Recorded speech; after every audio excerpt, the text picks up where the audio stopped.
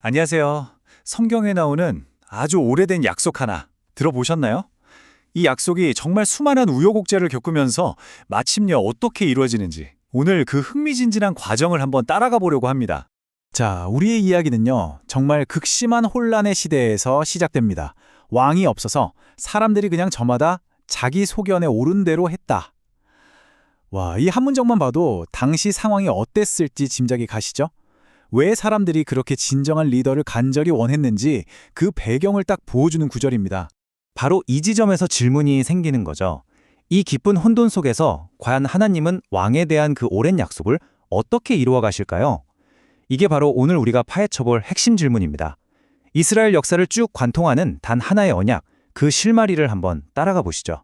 자, 그럼 첫 번째 이야기, 왕을 기다리는 혼돈의 시대입니다. 말 그대로 무법지대에 통치자가 필요했던 거죠. 창세기에서 이미 예언되었잖아요. 유다 지파를 통해서 왕이 올 거라고. 바로 그 약속의 왕을 기다리면서도 방향을 잃고 표류하던 한 국가의 모습.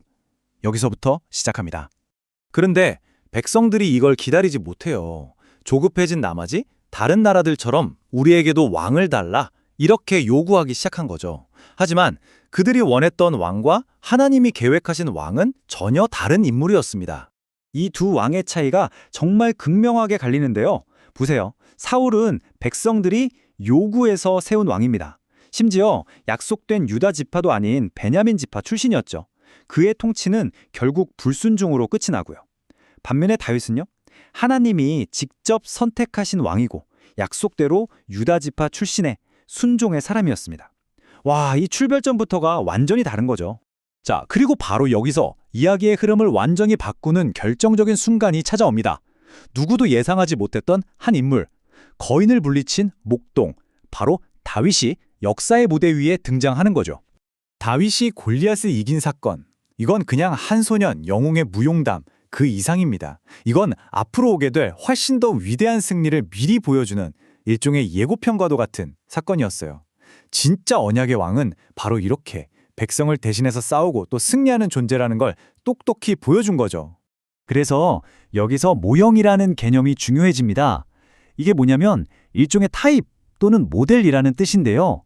이 맥락에서 다윗의 역사적인 승리는 앞으로 오실 진짜 왕, 메시아이신 그리스도의 영적인 승리를 미리 보여주는 모델 역할을 한다는 겁니다. 그러니까 다윗은 그냥 과거의 왕이 아니라 더 위대한 분을 가리키는 그림자, 상징적인 인물인 셈이죠. 하지만 이야기가 여기서 해피엔딩으로 끝나지 않습니다. 시련을 통해 지켜진 약속, 실패와 분열 속에서 아주 희미한 희망의 빛만이 남게 되죠. 다윗이 세웠던 그 영광스러운 왕국도 결국 죄 때문에 무너지고 산산조각이 나고 맙니다.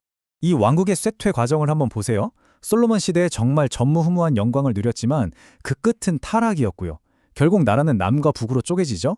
북이스라엘은 불순종 때문에 아수르에게 멸망하고 남유다 역시 죄를 짓다가 결국 바벨론의 포로로 끌려가게 됩니다. 겉으로 보기엔 모든 약속이 다 실패한 것처럼 보이는 정말 암담한 상황이죠. 그런데 말이죠.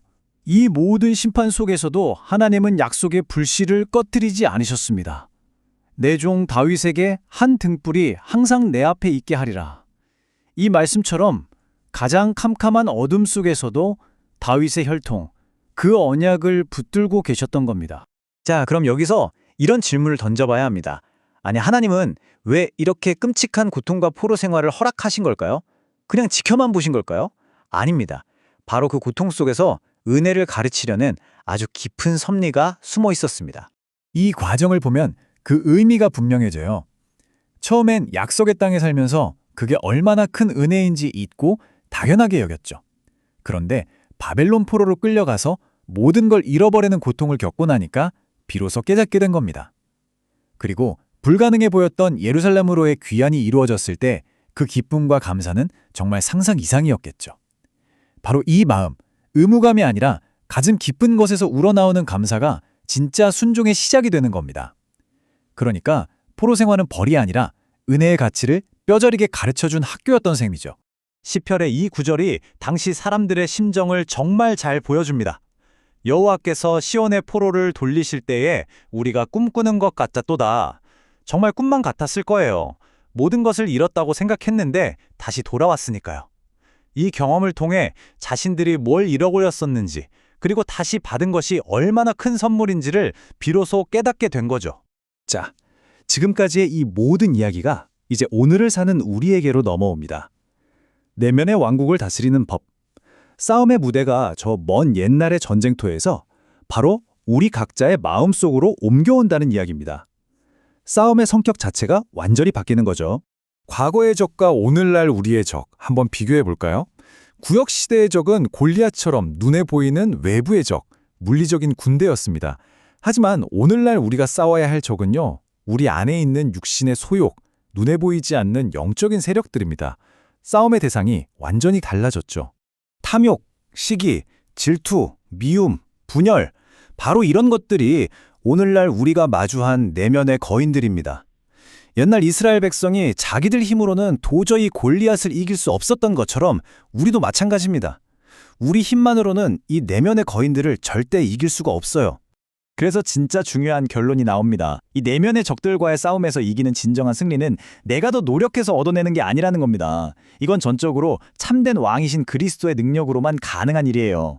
다윗이 자기 힘이 아니라 하나님의 능력으로 골리앗을 쓰러뜨렸던 것처럼 우리 안의 거인들과의 싸움도 마찬가지입니다. 이건 내 노력이 아니라 내 안에서 일하시는 진짜 왕, 그분의 은혜가 이뤄내는 승리인 거죠. 자, 그래서 이 모든 길고 긴 이야기가 마침내 단 하나의 질문으로 모아집니다. 바로 당신에게 묻는 질문이죠. 당신의 삶을 다스리는 진정한 왕은 누구입니까? 이 질문에 한번 깊이 답해 보시는 시간이 되었으면 좋겠습니다.